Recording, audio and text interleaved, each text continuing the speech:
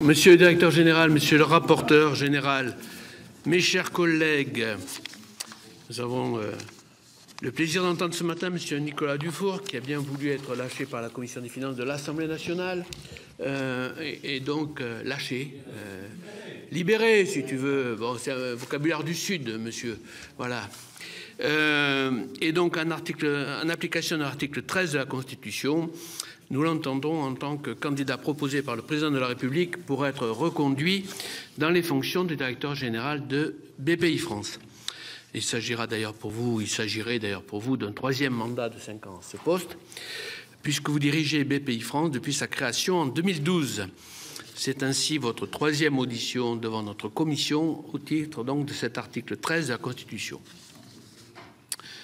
BPI-France, qui a le statut de société anonyme, est une banque publique d'investissement. Son capital appartient pour moitié à l'État et pour l'autre moitié à la Caisse des dépôts et consignations.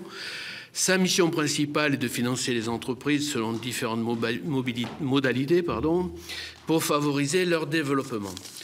BPI-France cible en particulier les start-up, les PME et les établissements de taille intermédiaire.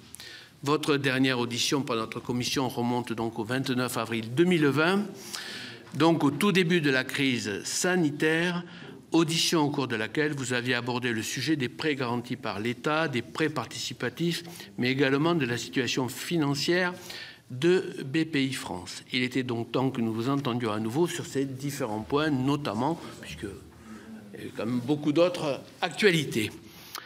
Je vous rappelle que cette audition est publique et retransmise en direct sur le site internet du Sénat. En application de la loi organique et de la loi ordinaire du 23 juillet 2010, relative à l'application, chers collègues, merci, relative à l'application du 5e alinéa de l'article 13 de la Constitution, cette audition sera suivie d'un vote qui se déroulera à bulletin secret. Je rappelle que les délégations de vote ne sont pas autorisées. Le dépouillement sera effectué après le vote. Votre audition par l'Assemblée nationale s'étant donc déroulée plus tôt dans la matinée et presque, j'allais dire, jusqu'à midi. En vertu du 5e alinéa de l'article 13 de la Constitution, le président de la République ne pourrait procéder à cette nomination si l'addition des votes négatifs exprimés dans les deux commissions représentait au total au moins 3/5 des suffrages exprimés. Je vous laisse la parole pour un propos introductif, puis je donnerai la parole à notre collègue Thierry Maignan, désigné rapporteur par notre commission pour cette audition. Monsieur le directeur, vous avez la parole. Merci beaucoup, monsieur le rapporteur général, monsieur le rapporteur, mesdames et messieurs. Donc effectivement, je suis devant vous pour vous présenter ma candidature pour un troisième mandat, après 10 années bien nourries. Bien nourries, évidemment, pour ceux d'entre nous qui ont vécu tout l'historique depuis les prémices de la création de cette banque et les débats du mois de décembre 2012 sur ce qu'elle devait faire, ne pas faire, comment elle devait être constituée, etc. Donc tout ce qui était l'espérance de l'époque. Je pense que nous avons aujourd'hui un bel outil, un vrai bel outil pour le pays, hein, qui est beaucoup plus gros que ce qu'il était d'ailleurs à l'époque. Hein. Il a pris toute sa dimension et il est à la manœuvre sur quantité de missions d'intérêt général qui lui sont confiées. D'ailleurs, plus encore aujourd'hui que ce n'était le cas au début de l'histoire de la BPI. C'est quelque chose que peut-être nous n'avons pas en tête, mais les années passant, de plus en plus de missions d'intérêt général ont été confiées à BPI-France. Aujourd'hui, qu'est-ce que c'est que BPI-France ? En quelques chiffres, hein, je pense que ce n'est pas inutile, peut-être, arrêtez-moi si ce n'est pas le cas, mais que je vous le rappelle. Donc c'est une banque, elle est régulée par la Banque Centrale Européenne, elle a donc tous les attributs des banques régulées de la place de Paris. Elle fait partie de la Fédération bancaire française et ses collaborateurs sont dans les fédérations syndicales du monde de la banque. Hein. Donc ce n'est pas une agence, c'est une banque. Bon, cette banque, elle est très bien notée par la Banque Centrale Européenne, il n'y a pas de sujet. Elle est profitable. Elle a engendré 2,2 milliards d'euros de résultats nets en 2021. Et par avance, je vous annonce, je le dirai la semaine prochaine à la presse, un résultat net 2022 de 1,5, à peu près 1,5 milliard d'euros, 1,5 milliard d'euros. Ces métiers sont des métiers de crédit, évidemment, de garantie des banques françaises sur leur crédit aux entreprises françaises les plus risquées, donc les TPE, des métiers de fonds propres, directs, investissement direct, indirect, investissement dans des fonds privés français, un très grand métier qui est le financement de l'innovation, très actif en ce moment puisque nous sommes opérateurs d'à peu près 80% des flux de France 2030. Un métier qui est un métier de conseil et d'accompagnement qui est de plus en plus important chez nous, puisque nous avons considéré depuis de nombreuses années que les entrepreneurs non seulement avaient besoin de capital financier, mais également de capital humain. Et que l'un sans l'autre, en fait, on loupait une partie importante de la cible des missions qui nous sont confiées, notamment la rupture de la solitude de l'entrepreneur, qui est très importante. Et puis nous avons également un métier d'accompagnement à la création d'entreprises, qui est un métier que nous n'avions pas au début de la BPI et qui nous a été transféré par la Caisse des dépôts et consignations, en application d'ailleurs du préambule de la loi du 31 décembre 2012. Simplement, les choses se sont faites progressivement. Nous avons enfin un métier d'export, qui est un métier très important. Nous faisons du crédit export, nous faisons des prêts sans garantie aux exportateurs et nous sommes les opérateurs pour le compte de l'État de la garantie publique. Donc nous sommes l'agence de crédit export de l'État. Tout ça fait un bilan de 100 milliards, à comparer à un bilan de 50 milliards à la création de la banque. Donc la taille du bilan a doublé. Les volumes de crédit ont cru d'à peu près 70%, 70%. Le financement de l'innovation a été multiplié par 10. Les investissements en fonds propres ont été multipliés par 4. Et puis les métiers additionnels se sont multipliés par rapport à ce qu'était le périmètre initial de la banque, toujours avec une ligne rouge ou on va dire un point GPS, on va dire, c'est plus simple, très simple et unique, l'entreprise, l'entrepreneur. On ne fait que ça. Donc nous ne finançons pas des projets d'infrastructure, c'est la Caisse des dépôts qui le fait. Nous ne finançons pas l'immobilier, nous ne sommes pas une banque qui cherche à maximiser son PNB en allant dans tous les métiers. Il y a une chose qui nous intéresse, et c'est notre seul mandat, c'est, entre guillemets, potentialiser l'entrepreneur français. C'est-à-dire lui permettre d'être à son bon niveau de potentiel. L'entrepreneur, sachant que par ailleurs, nous pensons qu'il n'y a pas assez d'entrepreneurs en France. Donc c'est multiplier le nombre d'entrepreneurs et les mettre à leur niveau de potentiel, quelle que soit leur taille, y compris les grands groupes, évidemment. Donc les entrepreneurs, quels entrepreneurs? Hommes, femmes, de 7, passez-moi l'expression un peu issue du monde du dessin animé, mais de 7 à 77 ans, c'est-à-dire sans exclusive. Du tout petit jusqu'à Stellantis. Voilà. Donc ça nous amène à avoir un portefeuille aujourd'hui de fonds propres sous gestion qui continue d'augmenter, qui est de 55 milliards d'euros et qui va monter dans la période du plan des 4 années qui viennent à 65 milliards d'euros. 65% de ces sommes, c'est de l'industrie. Donc BPI France est une très grande banque de l'industrie. S'agissant des crédits, nous avons aujourd'hui à peu près 50 milliards d'euros d'encours de crédit et 25% de ces encours, c'est l'industrie. Alors que l'industrie, comme vous le savez, c'est 10% du PIB. Donc très grande banque aussi de crédit à l'industrie. Et puis, alors dans l'innovation, notamment grâce à France 2030, nous sommes maintenant à 7 milliards d'euros par an. Et nous avions démarré la BPI avec 700 millions par an.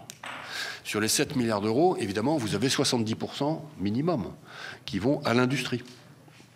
Donc le projet des fondateurs de l'époque, qui était de faire de BPI France une banque de la réindustrialisation de la France, il s'est accompli progressivement. Et on a aujourd'hui un objet qui est très très centré sur l'industrie et les territoires. Donc nous sommes représentés par 50 agences sur le terrain, et c'est dans les agences que pratiquement tout se passe. C'est le réseau de BPI France qui est un peu la sauce secrète de tout ce que nous faisons. Tout ce que j'ai indiqué en termes de boîte à outils est présent nativement dans chacune des directions régionales, de sorte que l'entrepreneur n'a qu'à se mettre en contact, et d'ailleurs c'est nous qui prenons contact avec lui, mais avec sa direction régionale, celle de Montpellier, celle de Toulouse, celle de La Roche-sur-Yon, celle de Troyes-en-Champagne, pour avoir tout. Hein, c'est-à-dire, ça va depuis la garantie export jusqu'au fonds propres, en passant par le financement de l'innovation, direct, indirect, les obligations convertibles, les consultants qu'on met à sa disposition, etc. Alors, la culture de l'entreprise, c'est une culture de vélocité et de centricité client. Hein, tout est construit pour que le client puisse, encore une fois, s'accomplir. Alors, ça nous amène à livrer toutes sortes de combats, évidemment, pour simplifier les dispositifs et faire comprendre à tout notre écosystème administratif, beaucoup, qu'il faut sans cesse se mettre à la place du client final, qui est l'entrepreneur dans le territoire. Hein. Ça nous amène à avoir les territoires dans les tripes, ça c'est tout à fait clair. C'est comme ça que la banque est construite, elle est vraiment multirégionale et elle est vraiment bottom-up. On a créé quantité de clubs d'entrepreneurs, c'est avec eux qu'on vit, et on porte en fait leur message dans l'État. Hein, et on le fait d'ailleurs de plus en plus, j'ai envie de dire. On le fait d'ailleurs d'autant plus que l'État lui-même se réarme pour réindustrialiser et redevient parfois un peu descendant, on va le dire. Le plan stratégique de BPI-France des années qui viennent, qui a été donc voté par le conseil d'administration de la banque, il a un premier gros chapitre qui est décarboner le tissu productif. Il s'agit de mettre en transition 20 000 entreprises françaises. Et ceci, on le fait par un porte-à-porte de masse, avec des crédits, bien sûr, mais beaucoup de consultants, des bureaux d'études, des diagnostics, etc. Donc ça, 20 000 entrepreneurs seront vus, 2500 l'ont déjà été, hein, seront vus dans les 4 années qui viennent, dans tous les territoires, par les équipes de BPI France, avec des outils qui sont financiers et des outils de conseil que nous construisons avec l'ADEME. Le deuxième chapitre, c'est la réindustrialisation. Et la réindustrialisation, elle se fera de 3 manières. D'une part, des grandes cathédrales, financées avec à chaque fois des gros tickets publics. Ça, c'est France 2030 avec le plan hydrogène, 12 usines, le plan batterie, le plan semi-conducteur avec les 2,5 milliards d'euros qui vont vers l'augmentation des capacités à Grenoble. Donc ça, c'est les cathédrales. Ensuite, il y a les PME et les ETI innovantes, industrielles, dont nous finançons l'innovation et dont nous encourageons les ambitions d'augmentation de capacité, donc les extensions d'usines, les diversifications vers de nouveaux produits, etc. Et puis enfin, il y a la troisième catégorie qui sont ce qu'on appelle les start-up industriels, c'est-à-dire tous ces entrepreneurs qui sont un peu plus jeunes, souvent issus du monde de la recherche et de la deep tech, et qui doivent passer à la production. La différence entre la deep tech et le digital étant que la deep tech, il faut bien produire quelque chose. Jusqu'ici, il était évident qu'on allait produire à l'étranger. Il était même assez évident qu'on allait pratiquement toujours produire en Chine. Hein, et aujourd'hui, le consensus se forme dans cette nouvelle génération d'entrepreneurs qu'il est légitime de se poser la question de réimplanter l'usine en France. Et BPI France répond à ce mouvement sociétal qui est assez profond, patriotique, avec des outils qui sont des outils de financement en fonds propres. Donc c'est des fonds de capital risque industriel, on les appelle comme ça, avec des outils de financement aussi, donc des prêts très longs, à 12 ans, avec 3 ans de différé de remboursement, ça s'appelle le prêt de nouvelle industrie, et puis des outils de conseil, puisque, encore une fois, on ne laisse pas l'entrepreneur seul. Hein. Voilà, donc, le deuxième chapitre du plan stratégique de BPI France, c'est réindustrialiser, en se donnant comme objectif de faire 100 usines de plus par an que le flux naturel. 100 de plus par an que le flux naturel. C'est donc ambitieux. Troisième chapitre, c'est la souveraineté. La souveraineté, ça suppose que on investisse en capital directement et au travers des fonds français que nous finançons dans quantité d'entreprises qui sont jugées nécessaires dans la durée pour que la France soit résiliente. Sur le cœur de sa souveraineté, c'est la défense, bien entendu, mais jusqu'à les industries pharmaceutiques, en passant par quantité d'industries. Donc ça nous amène à déployer beaucoup de capital. Ce capital, nous ne l'avons pas forcément, puisque nous ne sommes pas un fonds de pension qui recevons tous les samedis les cotisations de ses affiliés. Nous ne sommes pas non plus un fonds souverain qui reçoit les recettes de son pétrole ou de son gaz. Nous sommes limités. Et donc, pour que nous puissions développer notre empreinte en fonds propres en France, nous levons des fonds privés. Hein, c'est un pivot stratégique que nous avons commencé de faire il y a quelques années. et qui est maintenant important, hein, puisque sur les à peu près 55 milliards d'euros que nous avons sous gestion, il y en a 15 qui sont pour compte de tiers. Compte de tiers, moitié État, PIA, mais moitié privé. Donc des fonds souverains étrangers, ce faisant, hein, mais également des assureurs, des family office, des grandes fortunes françaises, des entreprises françaises, typiquement.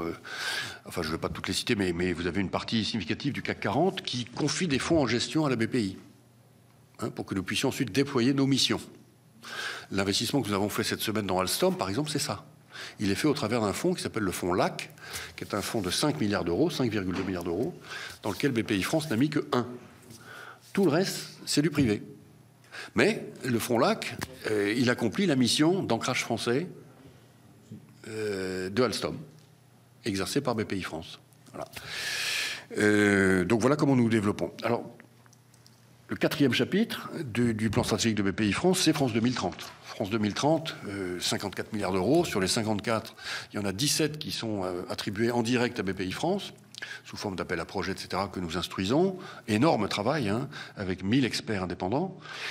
Mais au-delà des 17, il y a les très gros volumes qui financent les cathédrales dont j'ai parlé tout à l'heure, qui sont aussi instruits et pilotés, gérés par BPI France. Donc au total, les masses de capitaux gérées par la BPI sur ce plan fondamental pour la France sont très importantes. Voilà. Alors il y a évidemment un chapitre export. Et la semaine que nous venons de vivre avec les chiffres catastrophiques du commerce extérieur ne fait que nous le rappeler. Donc nous avons une boîte à outils pour l'export, la garantie de crédit, des prêts aux exportateurs, du crédit export, etc. Mais on voit bien qu'il va falloir en faire beaucoup plus. Et on voit bien aussi que tant qu'on n'aura pas réindustrialisé la France, on ne voit pas très bien ce qu'on peut exporter.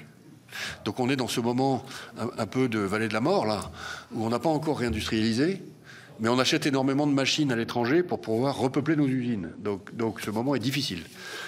Ce faisant, il y a un gros chapitre export dans le plan stratégique de BPI France, dont je dois dire malheureusement qu'il bénéficie de, à mon sens, trop peu de moyens. Trop peu de moyens. Parce que là, on est vraiment dans une mission d'intérêt général dans laquelle il va falloir mettre des moyens publics importants. Voilà. Et puis, dernier chapitre, je termine là-dessus et je m'arrête là. C'est un chapitre sur la culture entrepreneuriale en France, puisque dans notre mission, comme d'ailleurs dans la plupart des missions des banques de développement mondiales, hein, celle du Canada, celle de Suède, il y a développé l'esprit d'entreprise en France. Ça, c'est très vieux. Hein, c'est la mission de la plupart des banques, d'ailleurs, entre nous. Hein, mais c'est particulièrement celle de BPI France. Donc, nous finançons 300 associations d'accompagnement à la création de l'entreprise en France. Dans les territoires, dans les quartiers, dans les territoires ruraux, partout. Donc, c'est les réseaux que vous connaissez. Ça s'appelle Initiative France, France Active, l'ADI, les boutiques de gestion, et puis toutes les associations affiliées à ces réseaux-là. Partout en France, 50 000 bénévoles. Et nous pensons qu'il faut très largement développer cette action-là. Et donc nous nous sommes fixés un objectif qui est, on va dire, presque symbolique dans son ampleur. Nous voulons doubler le nombre d'entrepreneurs en France. Nous pensons que la France est prête pour ça. Hein, et nous identifions partout les signaux faibles de quantité de nos concitoyens qui aimeraient en fait se mettre à leur compte. Ne serait-ce que quelques années, pas forcément toute leur vie, mais être passé par là, être passé par là. Nous le voyons partout. Partout et dans toutes les composantes de la société française, que ce soit les chercheurs, les étudiants, tout, partout. Et donc, il faut accompagner ce mouvement-là. Nous pensons que la France en a besoin et nous pensons que c'est dans notre mission. Voilà, donc nous avons fait signer une charte à tous les réseaux associatifs français, qui est la charte dite Cap Créa, c'était en mai dernier, dans laquelle tout le monde dit, au fond, nous ne nous arrêterons pas tant que nous n'aurons pas doublé le nombre d'entrepreneurs en France. Voilà. Voilà où nous en sommes sur le projet BPI France, sachant que je suis à votre disposition évidemment sur quantité de réponses sur le bilan des 10 ans. Merci, monsieur le directeur. Je vais tout de suite donner la parole à Thierry Ménian, qui est notre rapporteur sur cette nomination. Merci, monsieur le président. Monsieur le directeur général, on a bien compris l'importance pour vous de soutenir la French Tech. Vous la soutenez par vos actions financières en faveur de l'innovation et des startups, comme vous l'avez bien rappelé. Quelle analyse faites-vous finalement du développement de la French Tech à ce stade et identifiez-vous des moyens de mieux la soutenir à l'avenir? Deuxième point, vous êtes revenu sur les exportations françaises. Et malgré les efforts des différents acteurs, on voit bien que la balance commerciale reste très négative. Comment est-ce que BPI France compte contribuer à l'avenir à améliorer les choses, même si vous avez donné quelques pistes déjà? Et puis, il est question également du plan stratégique de BPI France pour 2022 à 2025. Et vous dites de BPI France qu'elle est l'un des bastions de l'optimisme, je vous cite, je crois, et vous ajoutez même que le slogan de BPI France est servir l'avenir. Dans un contexte de remontée des taux, de guerre d'Ukraine, d'enjeux climatiques forts, vous me voyez venir là, comment prévoyez-vous de manifester cet optimisme dans le cadre d'un prochain mandat? Et puis il y a un point qui intéresse particulièrement nos collègues sénateurs. Deux de nos collègues sénateurs sont membres du Comité national d'orientation de BPI France, nos collègues Michel Canévet et Raymond Poncet-Monge. Comment fonctionne cette instance et est-elle en mesure de jouer concrètement son rôle? Merci, monsieur le rapporteur. Peut-être, monsieur le directeur général, voudrez-vous répondre aux quelques interrogations de notre rapporteur? Bien sûr. Donc la French Tech, nous l'avons lancée en 2013. Là aussi, c'est toujours intéressant de se souvenir comment les choses se sont produites, hein. Il y a eu cette espèce de mouvement, on a senti qu'il était sociétal et qui était incarné d'ailleurs par une sorte de mini-révolte qui était celle des pigeons, dont tout le monde se souvient. Et l'espèce de soutien médiatique assez général a montré qu'en fait quelque chose de profond se produisait. Et ce quelque chose de profond, en fait, c'était la naissance de la French Tech, que nous avons incarné avec un coq rouge. Et ensuite, on a fait ce qu'on aime faire, c'est-à-dire effectivement de la grande communication optimiste sur tout est possible. Et ça a marché. Ça a marché. La French Tech est connue maintenant dans le monde entier. Hein. Et la French Tech, c'est aujourd'hui, dans les fichiers de BPI France, c'est 21 000 startups. C'est considérable. À l'époque, la French Tech levait à peu près 1 milliard d'euros. Aujourd'hui, 2022, la French Tech a levé 14 milliards d'euros. Hein. À l'époque, il y avait une licorne, c'était Criteo. Voilà. Et maintenant, il y en a 30. Bon. Et c'est pas que ça soit d'ailleurs un indicateur que je privilégie, mais enfin, le fait est qu'il y a beaucoup de TI Tech, on va les appeler comme ça, qui sont nés, qui ont plus de 250 salariés, parfois 600, 700, 1000 salariés, et qui sont apparus. Hein. Donc, ceci va se poursuivre. Maintenant, on attaque une nouvelle étape de la French Tech, qui est des très gros volumes de capitaux pour des entreprises qui sont devenues très grosses et qui vont aller en bourse.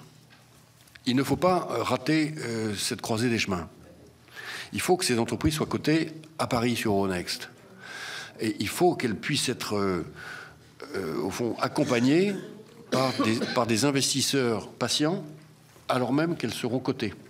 On appelle ça des investisseurs pierre d'angle, cornerstone, qui vont rester longtemps au capital de ces entreprises, présents au board, le cas échéant, mais qui vont tenir la valorisation. Parce qu'il ne faudrait pas qu'on ait, au fond, cet échec collectif prenant la forme d'entreprises qui se cotent. Finalement, le marché ne reconnaît pas la valeur. Le cours de bourse dévisse, et dévisse même beaucoup. Et ensuite, toutes les autres startups qui allaient se coter à Paris se disent « On a compris, il n'y a pas de marché à Paris, on va tous aux États-Unis. On va tous se coter au Nasdaq. Hein » Là-bas, ils me comprendront. Ils comprendront la réalité de ma valeur. J'aurai des analystes financiers qui sauront m'écouter, etc. Ça, pour moi, ça serait un drame. Hein, puisqu'on a réussi quelque chose en 10 ans. Et il faut maintenant établir la French Tech sur le marché Euronext. Voilà. Donc nous sommes très actifs sur le sujet.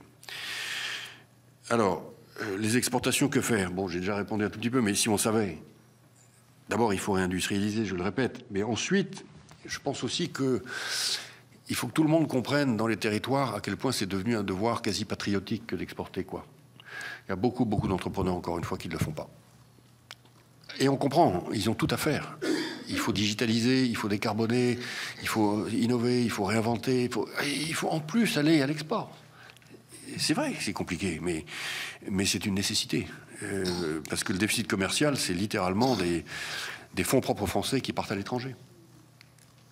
Et le patrimoine français n'est pas illimité. Donc, en ce moment, le patrimoine français est en train de fondre à hauteur, sur cette ligne-là, de 150 milliards d'euros par an. C'est gigantesque. C'est juste le patrimoine français qui part. Il faudra du temps pour le reconstituer. Donc, il faut comprendre que c'est une cause nationale. Et je ne suis pas sûr. Je suis pas sûr que ça soit le cas, pour être très franc avec vous aujourd'hui. Donc cette affaire de communication, de mobilisation, ensuite il faut les outils. Il y a un outil qui marche bien, c'est la seule chose que je puisse vous dire, c'est l'assurance prospection, qui est un très vieil outil du soutien français à l'export. Cet outil marche, ça c'est établi.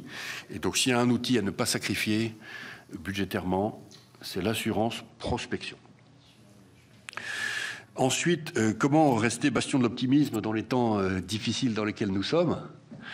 Bon, j'ai envie de vous dire, on ne changera pas. On ne changera pas. Et d'ailleurs, honnêtement, si l'économie française se comporte finalement pas si mal en 2023, c'est parce que cette culture du tout est possible, du hardi petit, un peu pondarcole comme ça, elle est bien descendue vers le monde entrepreneurial. Les entrepreneurs sont très résilients. Hein. Pardon? Il est... Oui. Mais les entrepreneurs l'ont entendu. Et donc ils sont... En fait, ils ont des difficultés, c'est certain. Mais quand on les interroge, et nos études sont publiques, vous les recevez, eh bien, en 2023, 65% des entrepreneurs que nous avons interrogés disent qu'ils veulent recruter et ils veulent investir. Alors même qu'on est dans les grandes incertitudes que chacun connaît sur le prix de l'électricité, sur la géopolitique, etc. Mais ils y vont, quoi. Ils y vont. Hein. Donc j'ai beaucoup d'admiration pour eux, je le dis en passant. Alors je peux dire aussi, en passant, que ce que vous avez voté avec le plan de relance et avec France 2030, c'est normal que ça ait un effet. Le keynésianisme de l'offre, ça marche. Tout cet argent, les entrepreneurs sont en train de le déployer sur des projets précis. Hein.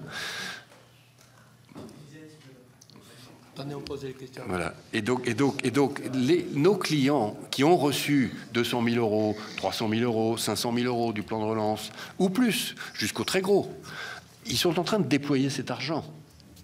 Et donc il y a une vertu, vous voyez, au fond positive, qui engendre naturellement du futur et de l'optimisme quand on permet aux gens d'investir.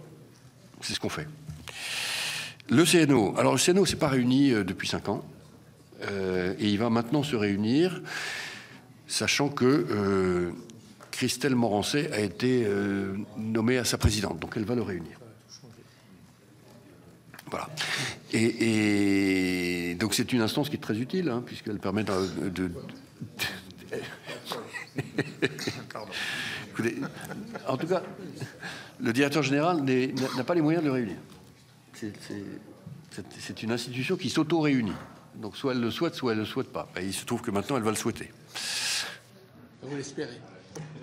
Je me tiens à cette disposition. Ça vaut d'ailleurs pour ça vaut pour les CRO aussi, car nous avons des comités régionaux d'orientation.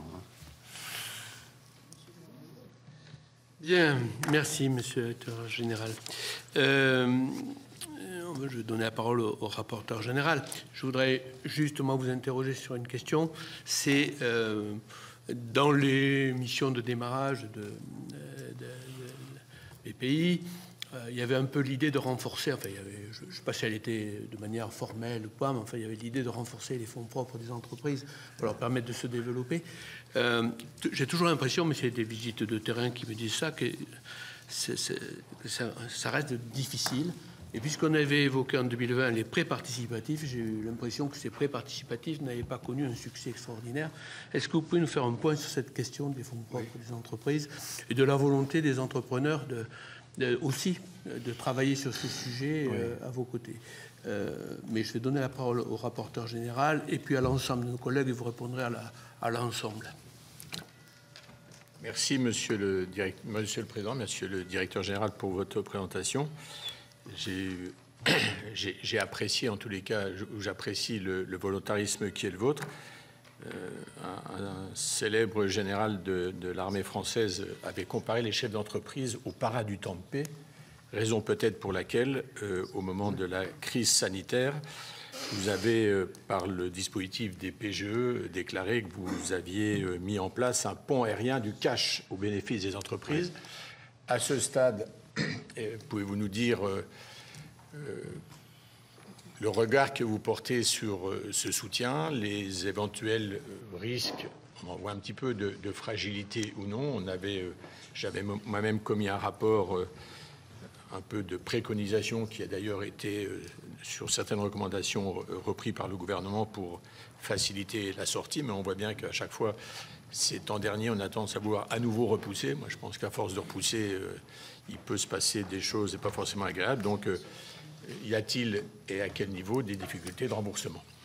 Deuxième question, elle reprend là aussi un de vos chevaux de bataille. Vous avez d'ailleurs commis un livre sur la désindustrialisation que vous considériez comme étant en voie de résorption en France. Malheureusement, la crise des énergies, notamment, et les problèmes de compétitivité vous ont fait dire récemment que peut-être on était devant de nouvelles périodes de difficultés, notamment pour les énergo-intensifs, mais je crois savoir pas seulement.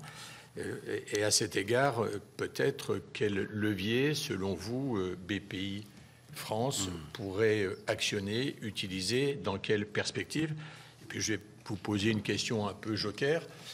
Vous venez de réaliser 2 quinquennats. Vous sollicitez, si on fait une comparaison, le droit d'ouvrir un 3e quinquennat. Avez-vous toujours, après 10 ans, la même énergie, la même capacité, comme les chefs d'entreprise, à une remise en cause?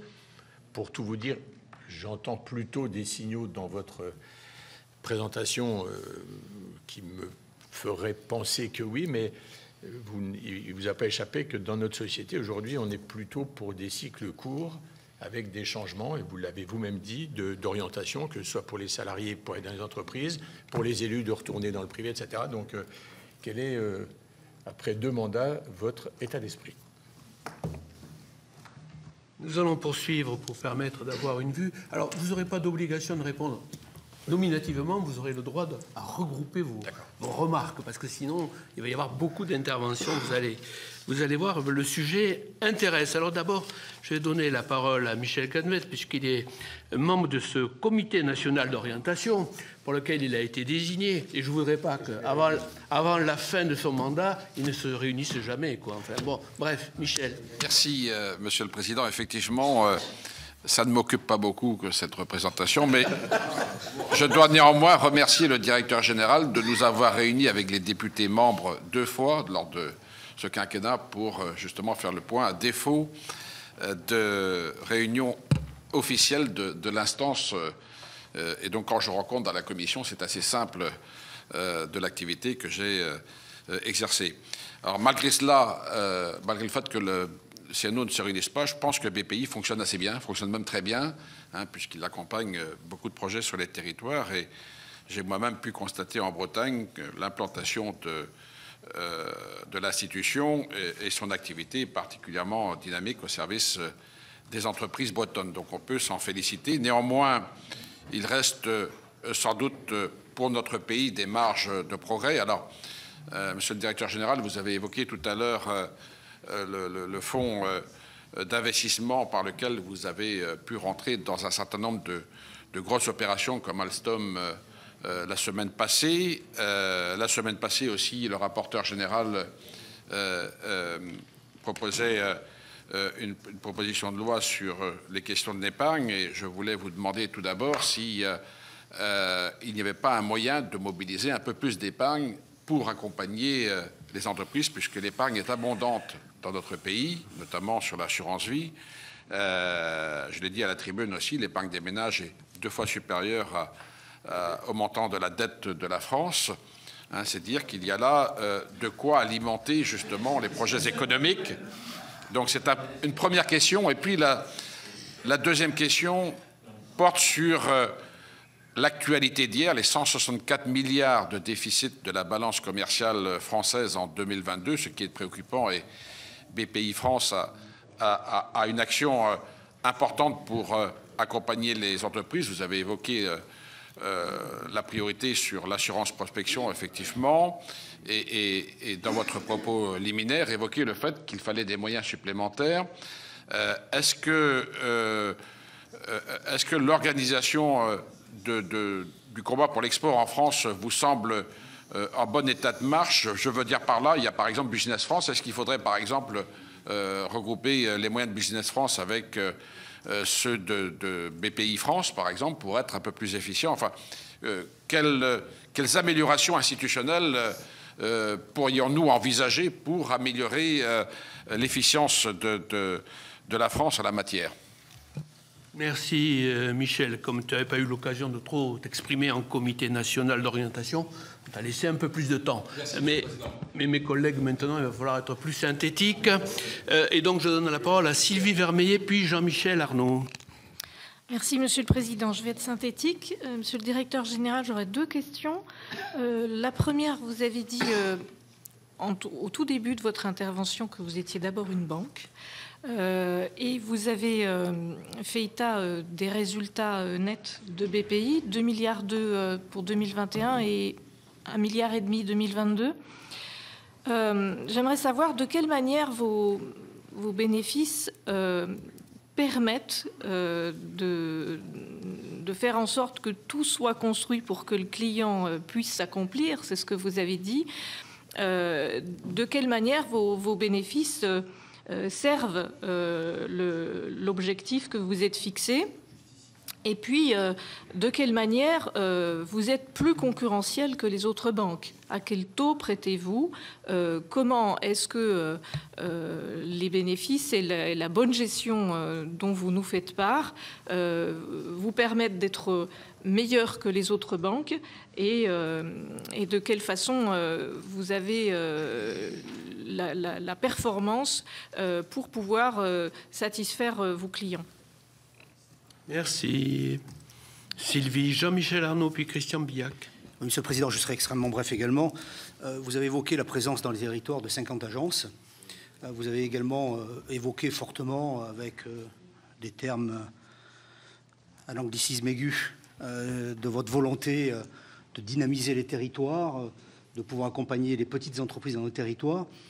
Je voudrais savoir comment vous envisagez dans votre plan à 5 ans une meilleure articulation entre cette ambition macro et la réalité dans nos territoires, parce que j'ai le sentiment que dans des territoires hors zone métropolitaine significative, votre agence est méconnue, votre travail est peut-être perçu comme étant un travail de second rang par rapport aux grandes banques régionales, et il me semble néanmoins que les outils que vous développez permettraient à des TPE de pouvoir s'inscrire dans la dynamique entrepreneuriale que vous soulignez. Donc je voudrais vraiment savoir quelle est votre stratégie territoriale pour être plus présent en réponse aux demandes des TPE dans les territoires, parce que dans mon département des Alpes du Sud, les Hautes-Alpes, la BPI est des abonnés absents dans tous les cas du point de vue des grands décideurs que nous sommes, et j'inclus les CCI dans ces réseaux de grands décideurs territoriaux. Merci.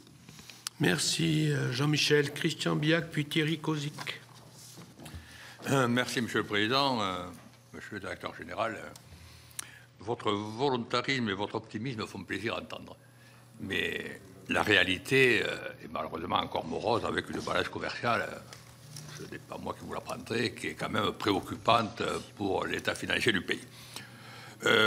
Votre objectif de potentialiser l'entreprise française, et vous l'avez précisé, tous les entrepreneurs, même les plus petits, est intéressante, mais on est encore dans un pays où la création d'entreprises relève encore du parcours d'obstacles. Et où je vais me permettre de parler d'une expérience personnelle. J'ai accompagné ma fille pour créer un salon de coiffure. Il fallait qu'elle emprunte 20 000 €. Ça a été le parcours du combattant. Alors que si elle était allée chez un marchand de voitures, un concessionnaire, pour acheter une auto, en un quart d'heure sur le capot, on lui prêtait 20 000 €. Et là, pour créer une entreprise, ça a été abominable. Voilà, donc ça, c'est la réalité du terrain. Là encore, les lourdeurs administratives qui font que la France a besoin de se moderniser et les banquiers de prendre un peu de risques auprès des entreprises. Je voudrais souligner dans mon département viticole qui est l'Hérault aussi combien est apprécié votre soutien à l'export. Et de nombreux vignerons me feront part aux caves coopératives de votre garantie à l'export qui est fortement appréciée. Et même si nous avons passé la période de vœux, monsieur le directeur général, puisque nous sommes en février, mais si vous étiez venu en janvier et que je vous ai demandé vos vœux pour 2023, est-ce qu'ils auraient plutôt porté sur le volet administratif ou sur le volet financier pour encore améliorer l'efficacité de BPI France? Merci. Christian Thierry Kozik, puis Vanina Paoli-Gagin. Merci, Monsieur le Président. Monsieur le Directeur Général, je voudrais vous interroger sur l'activité de garantie des prêts accordés aux entreprises, qui est une mission importante de BPI France. Les différents fonds de garantie correspondants sont financés par diverses méthodes qui peuvent parfois apparaître complexes, voire opaques. Comme vous le savez, avec ma collègue Espagnac, nous mènerons un contrôle budgétaire sur ces fonds en 2023. Donc nous serons donc amenés à auditionner BPI France. Je voudrais toutefois vous interroger aujourd'hui sur un point spécifique. En 2023, ces fonds de garantie n'ont pas fait l'objet de financement par les crédits de la mission économique, contrairement à d'habitude. Donc la question, c'est qu'en sera-t-il a priori en 2024 ?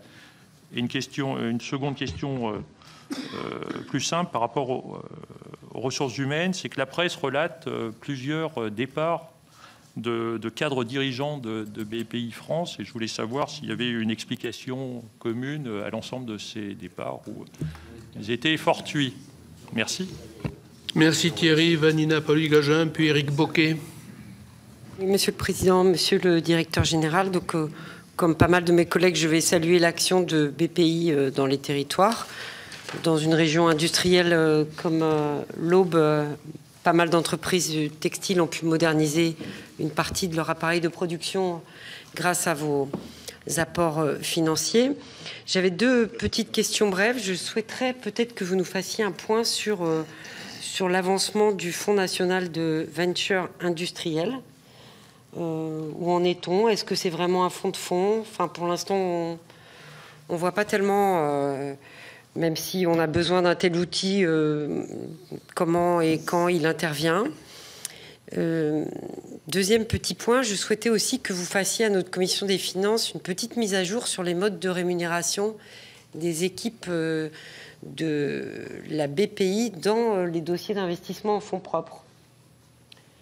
Et je voulais savoir aussi quels sont à peu près les TRI que vous attendez. En fait, est-ce que vous êtes complètement aligné finalement sur le secteur privé?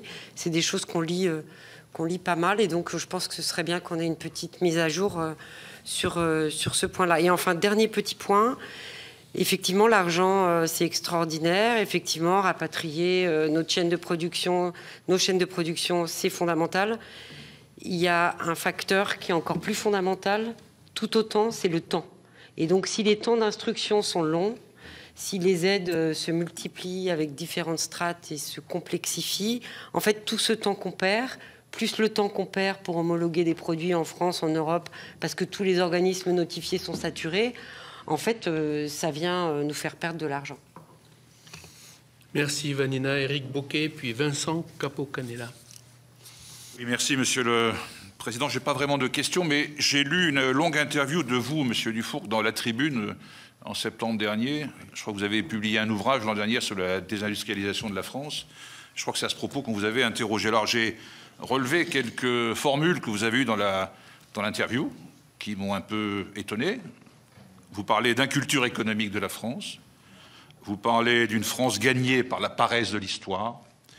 Vous parlez de la culture de la responsabilité qui a fui notre pays. Vous dites que c'est le réel qui nous dit qu'on ne pourra plus continuer pendant un certain temps à rajouter de nouvelles couches de protection. Alors dans la période et la crise qu'on traverse, on sait que nos concitoyens sont à la recherche de protection sociale, salariale, etc. Vous parlez également d'une France et de Français déconnectés du réel. Et vous dites qu'il faut accomplir bien davantage ses devoirs que consommer aveuglément ses droits.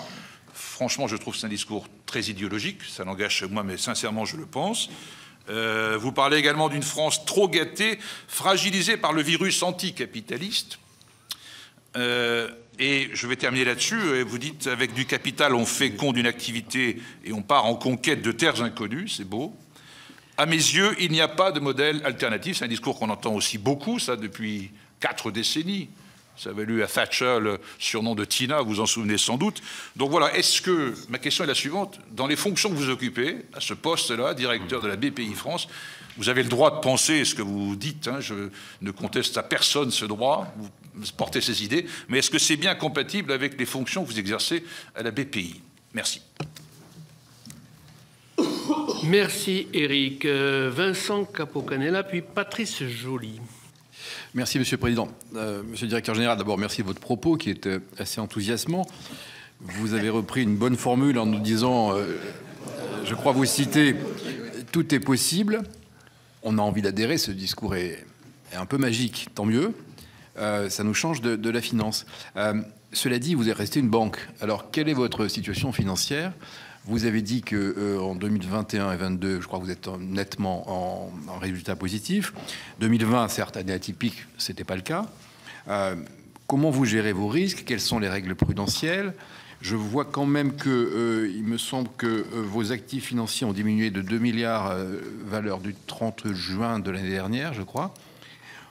Voilà, c'est pas très présent dans votre propos, cette partie. Comment vous gérez cette période aussi? Cette période avec quand même des risques macroéconomiques majeurs, il y a une très forte volatilité. Voilà, j'aimerais vous entendre sur cette partie-là aussi, gestion des risques, règles prudentielles, situation financière, un peu plus. Merci Vincent. Patrice Joly, puis Jérôme Bacher. Merci Monsieur le Président, Monsieur le Directeur Général. Deux questions. La première concerne l'état d'esprit en fait dans lequel se trouve la France depuis un certain nombre d'années, et donc cet état d'esprit expliquerait effectivement cette désindustrialisation. J'avais lu également en son temps l'article dont le collègue faisait référence. Et moi, je vous interrogerai sur la responsabilité des dirigeants des grandes entreprises. On a tous en tête, il y a à peu près une quinzaine d'années, les propos de Cher Turuk, président d'Alcatel, qui disait « l'idéal pour une société, en gros, je caricature peut-être, ou je force un peu le trait, mais c'est une entreprise sans salariés ».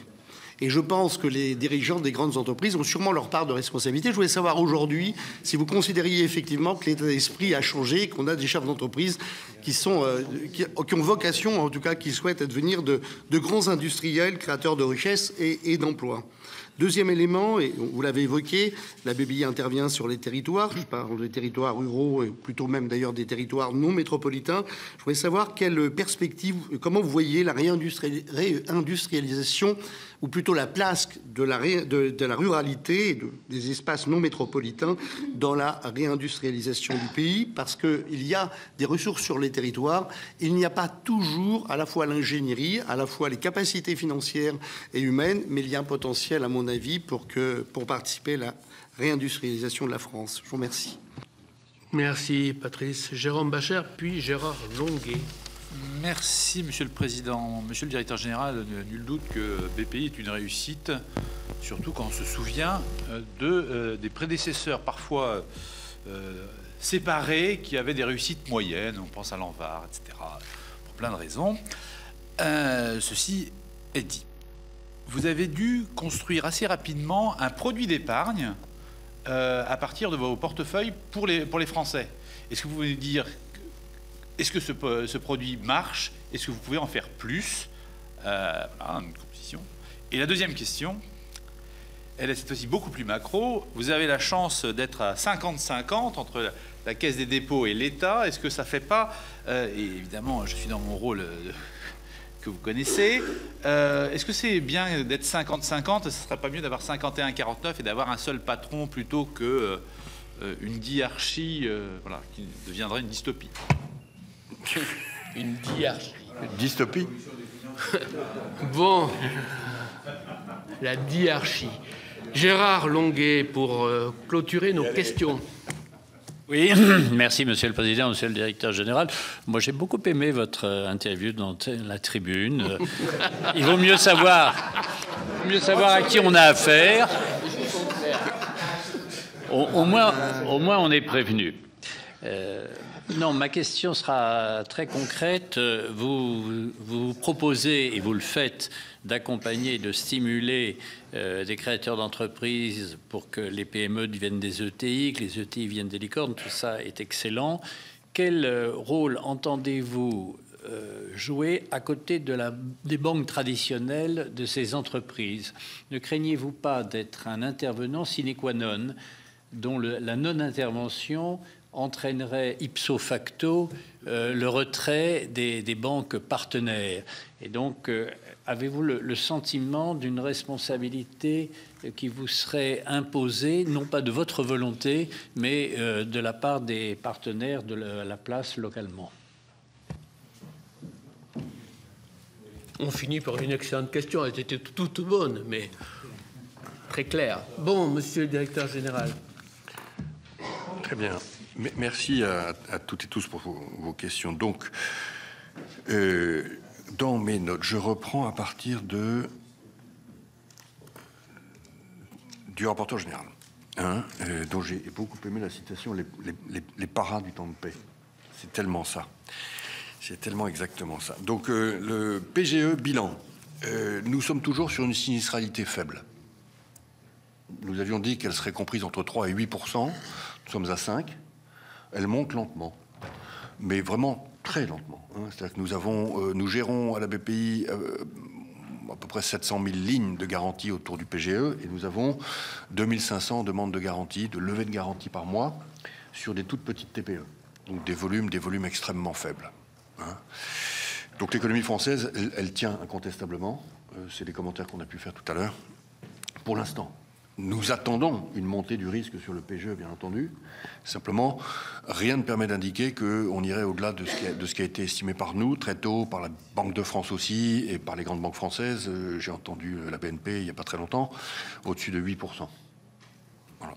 Donc la manière dont l'État, Bercy, a budgété le coût du PGE me paraît tout à fait pertinente. Si je peux me lever au-dessus de ma condition. Alors... la désindustrialisation, oui, l'industrie c'est plastique en fait, c'est une histoire qui n'est jamais terminée. Donc c'est de la navigation par gros temps toujours, donc la météo, elle ne peut pas être bleue tout le temps et elle sera compliquée. La météo de la réindustrialisation, elle sera de toute façon compliquée pour nous comme pour tout le monde. C'est-à-dire qu'il ne faut pas imaginer que c'est plus simple pour les Espagnols ou pour les Italiens ou pour les Danois ou pour les Suédois, etc. Donc il faut juste toujours se comparer et tenter d'avoir la meilleure boîte à outils, un mental d'acier et une administration aussi proche que possible des préoccupations des entrepreneurs et donc pas une administration gendarme, je le dis en passant, ce qui est plutôt le défaut de la France par rapport à ses voisins. Même si elle a d'immenses qualités, je ne le nie pas. Mais dans les territoires, si on veut faire monter des usines, il y aura des sujets de délai, on l'a dit tout à l'heure, il y aura des sujets d'accompagnement par les collectivités locales. Enfin, j'ai pu dire que la réindustrialisation, soit c'était un contrat social, une espèce d'air du temps, où tout le monde veut le faire, soit on n'y arriverait pas.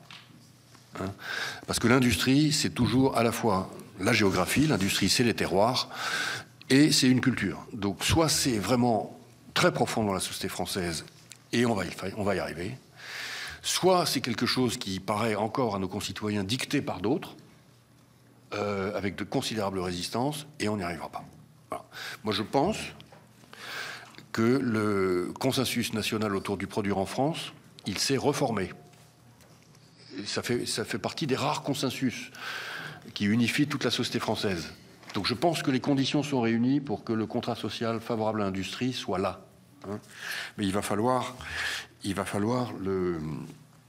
l'entretenir, comme on souffle dans le feu. Alors la question totalement légitime du est-ce que vous avez encore l'agnac, monsieur le directeur général, alors je ne vous cache pas que je me suis posé la question de savoir si j'avais encore l'agnac. Avant de proposer au président de la République, c'était en septembre dernier, de poursuivre mon action. En fait, la raison pour laquelle je ne vous cache pas qu'il y avait toutes sortes d'autres possibilités pour moi, je ne les ai pas saisies parce que je considérais qu'il n'y avait rien de plus beau que le mandat qui m'est confié là. C'est simple, je trouve que rien n'est plus motivant que d'être au service de son pays. L'entreprise que je dirige, elle est conduite à un train d'enfer.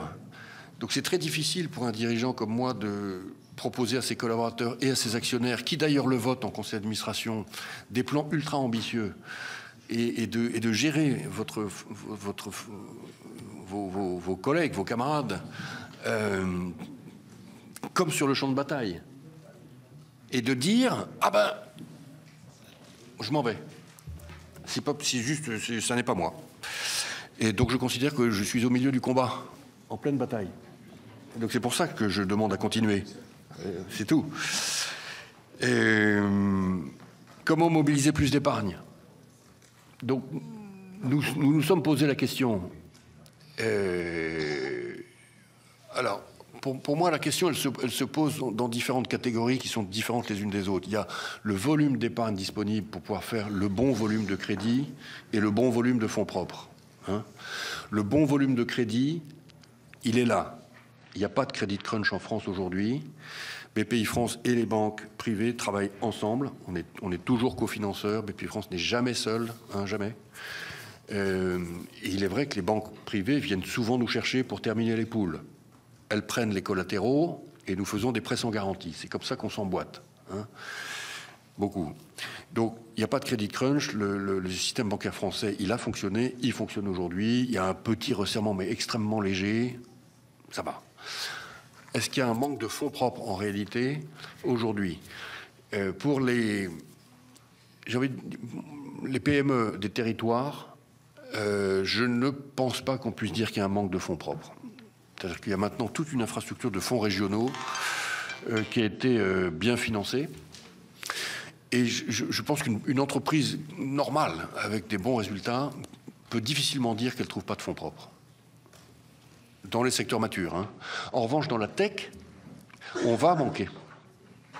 On va manquer dans la tech, parce que la tech va devoir...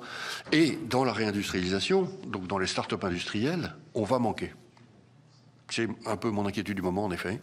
Quand vous voulez faire monter une nouvelle usine je sais pas moi, de micro-LED ou ces usines qui fabriquent de l'alimentation animale à base d'insectes, à Amiens, c'est des montants de capitaux très importants, très très importants, qu'il va falloir mobiliser.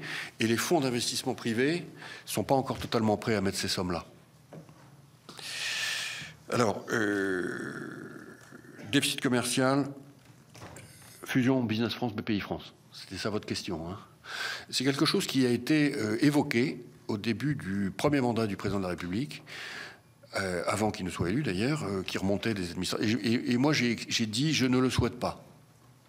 Je ne le souhaite pas parce que nous sommes sur des cultures très très différentes. Et puis par ailleurs, qui trop embrasse mal étreint, au fond. Hein. Pour résumer. Moi, je trouve que Business France travaille très bien. Et le nouveau directeur général, Laurent Saint-Martin, ancien de la BPI, je tiens à le souligner, on va travailler très bien avec lui. Business France délègue dans notre direction régionale 45 personnes à plein temps depuis 10 ans maintenant, hein, et qui sont nos chargés d'affaires internationaux. Donc, au fond, ça marche pas mal, cette affaire. Et c'est pas vraiment en changeant l'organisation qu'on réglera le problème du commerce extérieur français, voyez-vous. Il y a un énorme problème culturel, et puis il y a un problème de désindustrialisation. Alors, oui, question parfaitement juste et légitime. Comment les bénéfices de la BPI permettent de soutenir la cause, la grande cause en fait, hein. Au fond, est-ce qu'on est une banque comme les autres? Les bénéfices de la BPI remontent à nos actionnaires avec un taux de versement de dividendes qui est de 30%. Donc on remonte de gros dividendes et d'ailleurs souvent il nous est demandé de remonter des dividendes exceptionnels en plus. Ces dividendes, pour ce qui est des dividendes versés à l'État, sont recyclés dans le financement des fonds de garantie de BPI France, qui permettent de financer la garantie des petits crédits des banques françaises et de financer les prêts sans garantie de la BPI. Hein. Tout ceci se fait au travers de l'EPIC. Voilà. Les dividendes qui remontent à la caisse sont moins recyclés, mais ils le sont un peu, hein, puisque la caisse nous aide à financer nos programmes entrepreneuriat dans les territoires, la caisse a investi dans nos fonds tourisme, la caisse a été assez présente pendant la crise du Covid en donnant à BPI France un certain nombre de moyens pour exercer ses missions. Voilà. Donc je pense que ça fonctionne. Hein. Est-ce qu'on est une banque comme les autres? Puisqu'après tout, si on fait des bénéfices, c'est probablement qu'on est une banque comme les autres. Il faut juste que je vous explique d'où viennent ces bénéfices. 1,5 milliard 2022, vous avez 500 millions qui vient de ST Microelectronics, que nous consolidons par équivalence. Puisque nous sommes actionnaires stratégiques, 14%, de long terme, nous avons une influence notable, donc nous consolidons par équivalence 500 millions. Le milliard qui reste, 800 millions, c'est un résultat positif qui vient de notre activité d'investissement. Nous vendons avec de la plus-value. Le sous-jacent de notre portefeuille verse des dividendes. Donc c'est les dividendes de nos participations. Les obligations convertibles versent des intérêts. Et puis par ailleurs, la valeur du portefeuille monte. Voilà. Et donc ça, c'est la preuve que par les fonds propres, on peut exercer une mission de souveraineté, d'ancrage dans les territoires, de développement des entreprises, de manière tout à fait profitable. Alors, ça suppose qu'on soit sélectif dans nos investissements. Hein. Est-ce qu'on est sur des TRI de marché? En fait, non. C'est-à-dire que depuis le début de la BPI, nous avons un taux de création de valeur moyen de 7% par an. Les grands fonds privés vont chercher du 15%. Donc 7, c'est bien, mais c'est pas c'est pas ce qu'attendent les financeurs de BlackRock, par exemple. Hein. Donc les financeurs de BlackRock ne financeront jamais la BPI. Voilà. Mais 7, c'est pas 1. Et 7, par parenthèse, ça permet à la BPI de constituer aussi des fonds propres et de grandir et d'asseoir en fait sa solidité, qui je pense maintenant est importante pour les entrepreneurs, pour lesquels nous sommes une sorte de tiers de confiance de long terme. Alors ensuite, il y avait une question de monsieur le sénateur des Hautes-Alpes. J'aime beaucoup les Hautes-Alpes parce que j'ai commencé ma carrière comme sous-préfet de Briançon. Voyez-vous. Vous vous rendez compte, hein? Et donc, je crois me souvenir qu'il n'y a pas énormément de PME dans les Hautes-Alpes. Voilà. Et BPI France, c'est des PME. Les TPE, c'est les banques privées, garanties par nous. Donc vous ne nous voyez pas. C'est normal. Vous voyez les banques. Hein, mais ce que vous peut-être ne savez pas, c'est que dans un grand nombre de cas, le crédit qui est fait aux coiffeurs qui s'installent à Briançon, il est garanti par nous. Il est garanti automatiquement, c'est-à-dire que la banque appuie sur un bouton, c'est un extranet, c'est informatique, on ne réinstruit pas, c'est automatique. On fait 10 milliards d'euros de crédit comme ça par an, garanti par nous. Ça, c'est financé par ce qui s'appelait la ligne 134 du budget de l'État, qui a disparu. Il faudra qu'on trouve une solution. Hein, la garantie, c'est fondamental. C'était la Sofaris avant, ça avait été créé par Jacques Delors, vous vous souvenez, 82. C'est une infrastructure française. Mais c'est normal que vous ne nous voyez pas. Ensuite, donc, ça reste abominable de créer une entreprise. C'est terrible d'entendre ça, en fait, hein, parce que donc, moi, je vais me replonger dans le sujet, parce que j'avais le sentiment, notamment dans les classements français par rapport à l'étranger, qu'on avait fait d'énormes progrès. Et donc, alors c'est vrai qu'on ne peut pas comparer avec le crédit automobile, parce que le crédit automobile, vous avez un collatéral immédiat qui est votre véhicule. Donc c'est facile de prêter 20 000 sur une voiture qui vaut 20 000. Vous savez qu'en fait, vous avez de quoi vous rembourser quand vous êtes banquier. Quand vous créez votre entreprise, le premier prêt de 20 000, c'est sûr que quand il n'y a rien, c'est compliqué. Mais je suis d'accord avec vous, monsieur le sénateur, que quand vous créez une entreprise tech, une start-up, on vous fait plus confiance que quand vous créez une entreprise non tech. Voilà. Un petit bouclard, on va pas vous faire une subvention de 20 000 euros. Une start-up tech, vous avez la bourse French Tech, 30 000 euros. Hein, donc il y a un petit sujet là quand même. C'est-à-dire que quand ça brille, il y a un soutien public, et quand ça brille pas, c'est votre salon de coiffure, il n'y en avait pas, c'est plus difficile. Alors il y a les prêts d'honneur. Prêts d'honneur, on va en faire 40 000 en 2023. C'est des prêts à taux zéro. Aujourd'hui, les taux sont très élevés, donc quand on fait taux zéro, ça coûte quand même beaucoup d'argent. Et les prêts d'honneur sont la solution pour les créateurs d'entreprises non tech. Il faut faire savoir très largement, d'ailleurs, que ces prêts d'honneur existent, financés par la BPI. Donc ensuite, il y avait la question de Thierry Cozic, précisément sur le financement de la garantie en 2020, à partir de 2024 et sur les années suivantes. Bon, ben là, je suis obligé d'être transparent avec la représentation nationale. Dans le PMT de l'État, il y a zéro. Hein, donc il va falloir trouver une solution d'ici l'automne. pour pérenniser la garantie de BPI France et les prêts sans garantie. Nous en faisons quand même 5 milliards par. Nous faisons 10 milliards de crédits privés garantis par nous, plus 5 milliards de crédits directs de BPI France sans garantie. Donc c'est quand même massif. Il faut 400 millions par an. Très précisément 300 millions pour 2024 et 400 millions à partir de 2025. Alors, vous avez posé une question sur les départs. Alors oui, dans mon comité exécutif, j'ai eu 4 départs. Il se trouve qu'ils ne s'étaient pas parlé les uns les autres. Ça s'est fait à peu près au même moment. Et je suis assez fier d'eux, à dire vrai. Il y en a un qui était là depuis 17 ans et qui devient entrepreneur. Il y en a un autre qui était là depuis 14 ans et qui devient entrepreneur. Formidable. Il y en a un qui était là depuis 9 ans et qui voulait se renouveler, c'est mon directeur de la communication, que j'aime beaucoup. Et puis, il y en avait une qui était là depuis 12 ans et qui a décidé de continuer à exercer sa mission de directrice des ressources humaines dans une autre entreprise. Voilà, donc les 4 ont été remplacés. Hein, 2 d'entre eux par leurs adjoints, promotion interne, et les 2 autres, enfin 3 d'ailleurs, 3, et la 4e par un recrutement externe.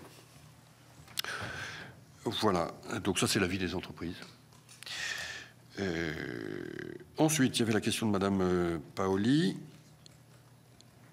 Donc, je ne sais pas si vous souhaitez que je réponde, sachant qu'elle est partie. Oui, ça sera au PV, d'accord. Donc, elle posait la question du FNVI. Le FNVI, c'est le Fonds national de venture industrielle. C'est l'équivalent du FNA, qui était le Fonds national d'amorçage, pour cette nouvelle classe d'actifs qui est le capital risque dans l'industrie. Puisque l'industrie, jusqu'ici, on demandait à l'entrepreneur de faire ses preuves avant de recevoir des capitaux. L'entrepreneur, c'est ce qu'on se disait, le sénateur à l'instant, de la tech, c'est l'inverse. On lui met énormément de capital pour lui permettre de décoller très vite. Et donc le FNVI consiste à dire on va faire la même chose dans l'industrie que dans le digital. Le FNVI est en train de voir le jour. Hein. Donc ça a pris un peu de temps. Ça ne se passe pas du tout à la BPI, ça se passe à rue de Babylone. Hein. Mais bon, c'est fait. Le FNVI, le règlement est signé. Et donc on va pouvoir commencer à le déployer. Vous pourrez le dire à la sénatrice. Elle demandait une mise à jour sur le mode de rémunération des investisseurs chez BPI France Participation. Je pense que sa question était, y a-t-il du carré d'intérêt à la BPI? Il n'y a pas de carré d'intérêt à la BPI. Donc ensuite, on peut se poser la question de savoir comment on arrive à tenir la plus grosse maison de private equity française, très largement chassée quand même, alors qu'il n'y a pas de carré d'intérêt. Bon, ben la réponse c'est qu'on y arrive précisément par la ferveur, j'ai envie de dire, l'esprit de mission, l'aventure, la quantité de responsabilités, les volumes de capitaux, le fait que BPI France a l'ensemble du deal flow français qui vient à nous. Donc c'est absolument passionnant pour les jeunes. Et d'ailleurs, nous sommes très fiers cette année, en 2022, je ne sais pas si vous avez vu ça, mais d'être classé 8e sur le top 25 des entreprises préférées des salariés français.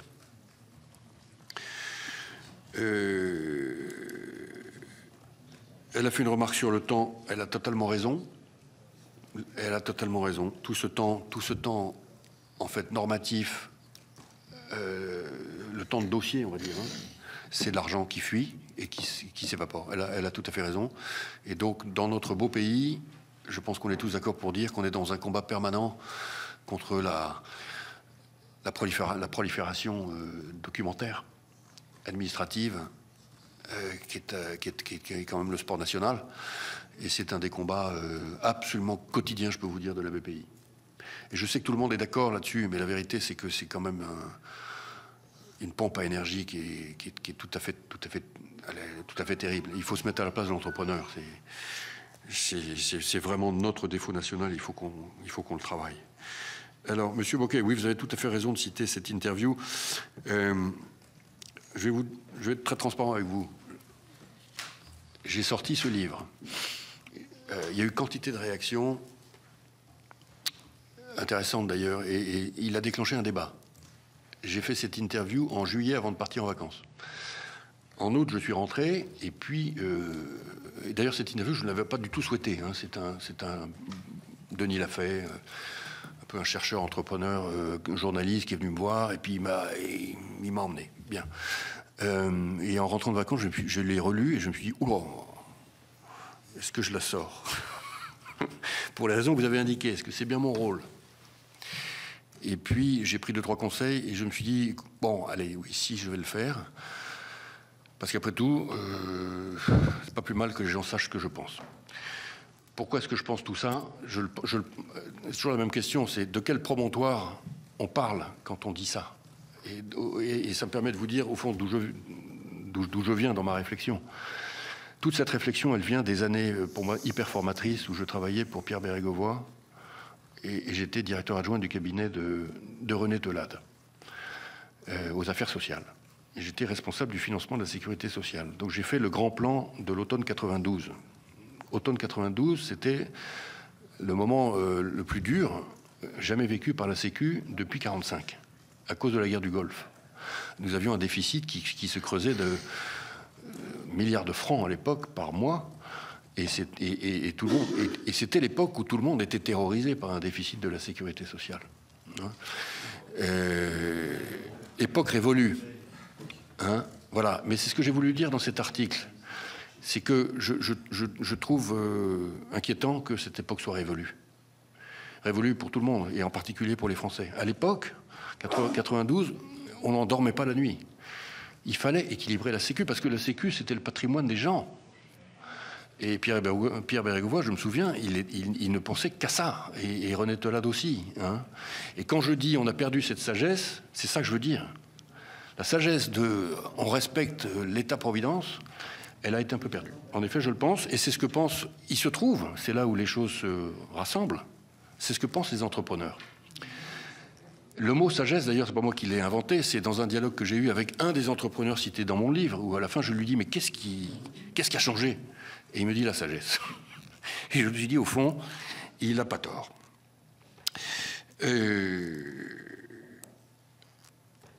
Alors, ensuite, oui, c'était votre question sur comment est-ce qu'on gère les risques, la situation financière. Donc ça, c'est notre métier.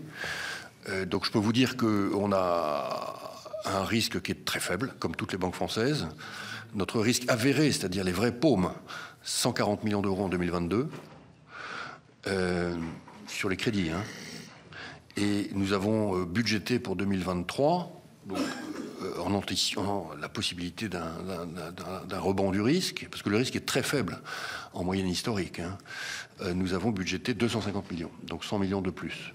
Mais vous voyez que pour une banque qui a au fond 100 milliards de bilan et qui gère en plus un hors bilan énorme, hein, qui est le PGE, l'assurance crédit, on gère 300 milliards. Bon, 240 millions d'euros de risques avérés budgétés, c'est quand même encore très très faible. Hein. Ça dit la solidité de l'économie française aujourd'hui.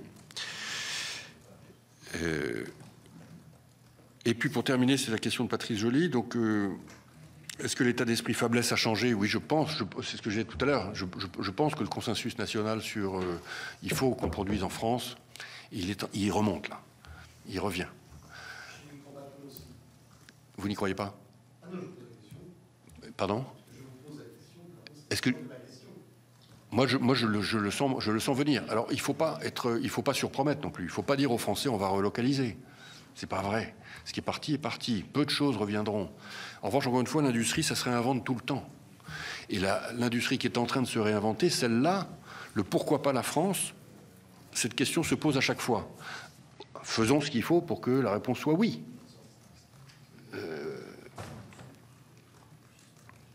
Enfin, dernière question, c'était la place de la ruralité dans la réindustrialisation. Hein. Bon, l'industrie, c'est le rural. Alors, c'est l'inverse, en fait. C'est-à-dire que la question se pose de savoir comment mettre de l'industrie dans les métropoles. Parce que vous avez quantité d'ingénieurs qui ne veulent pas aller travailler dans le rural. C'est bien notre problème. On a un énorme problème humain. Et donc, la question que posent les patrons de métropole, c'est comment je réindustrialise chez moi pour convaincre les ingénieurs de mes écoles métropolitaines, l'école de Troyes, l'école de Châlons-en-Champagne, l'école de je sais pas quoi, de rester dans le territoire, dans l'industrie, et de ne pas aller dans le conseil ou dans la finance, ou etc. Donc il faut qu'on fasse les deux. Il faut qu'on fasse remonter les usines dans les friches qui sont dans la ruralité. Les friches sont dans la ruralité, elles ne sont pas dans les métropoles. Hein, et il faut qu'on fasse par ailleurs monter de l'industrie dans les zones métropolitaines. Il faut faire les deux.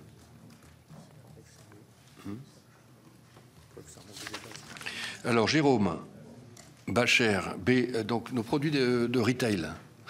On en a fait 2, on va faire le 3e dans 1 mois et demi. Les 2 premiers s'appellent BPI France Entreprises, ils ont très bien marché. On a levé au total 400 millions. Ils feront des rendements très élevés. Très élevés, parce que c'est des bons millésimes. Voilà. Hein. Donc il ne pourra pas y avoir d'inquiétude quelconque. Ce seront de très beaux rendements. Celui qu'on lance là est différent. C'est du primaire. Ces 2-là sont du secondaire. Donc du primaire, on va lever de l'argent pour qu'il soit investi dans les années qui viennent. Donc c'est des produits plus longs, donc on ne pense pas pouvoir lever 200 millions. C'est un peu plus risqué. On lèvera 50 à 100. Le 50-50 Caisse des dépôts État, eh ben moi je trouve qu'il est très bien, le 50-50, parce que je suis arrivé dans ce monde compliqué, dans un état de guerre totale entre l'État et la Caisse. Il faut se souvenir de ce que c'était il y a 10 ans. C'était vraiment les Atrides.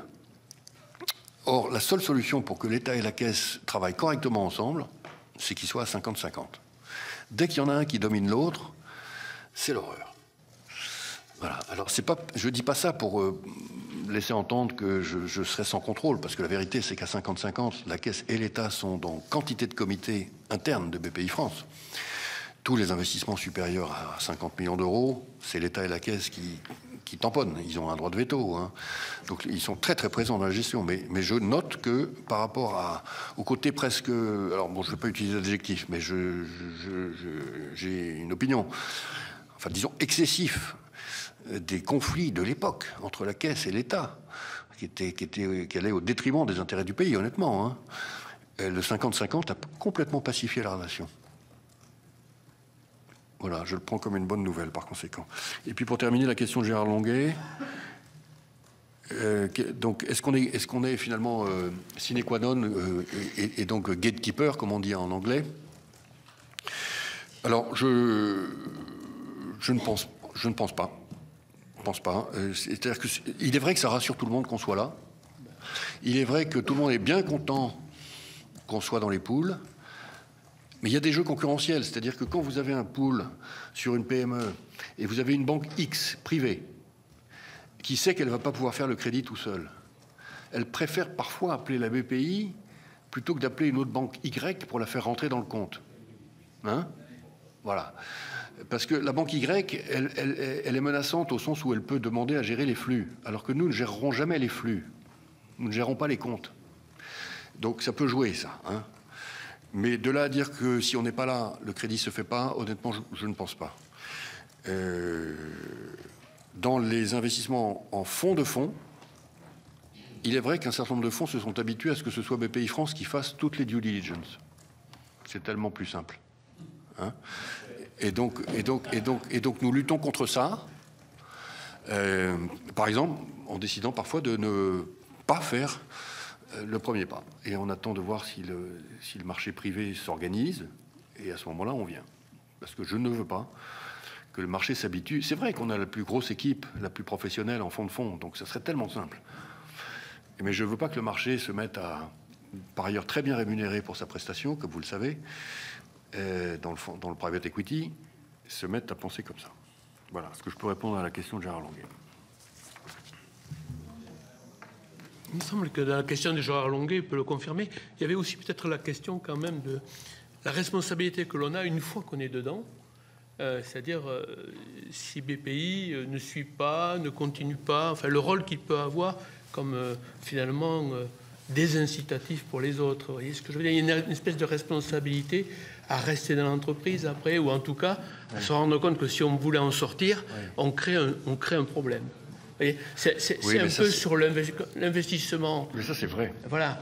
Sur les grands investissements des collectivités, par exemple, lorsque vous avez la Banque de Luxembourg d'investissement, son nom, la BEI, oui. La BEI qui est là, si la BEI se retire ou ne met pas exactement, ne suit pas exactement le projet, les autres deviennent frileux. Bon, voilà. Donc il peut y avoir comme ce rôle. Non, mais voilà. C'est toute la différence entre être sine qua non et être rassurant. On est extrêmement rassurant. Extrêmement rassurant. Et dans un marché qui est un marché assez moutonnier, où les gens peuvent tout d'un coup cristalliser des positions négatives, c'est très utile. Ça, disons que ça rassure tout le monde. Très bien. Merci, monsieur le directeur général. Nous restons tous là, vous le savez, pour le vote. Merci.